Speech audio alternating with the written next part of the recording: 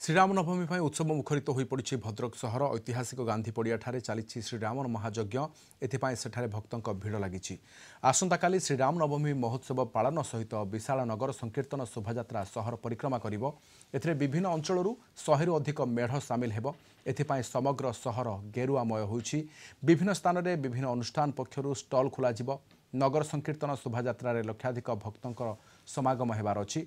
भद्रक जिला पुलिस पक्षरु विभिन्न स्थान में 37 प्लाटून पुलिस फोर्स मुतयन होती।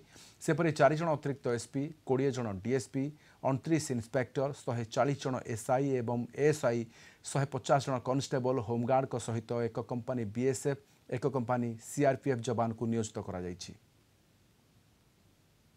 एही दिन में 5008 संख्यार मातृशक्ति को नहीं माँ भौणी मानक नहीं एक विशाल कलश शोभायात्रा अनुष्ठित हुए।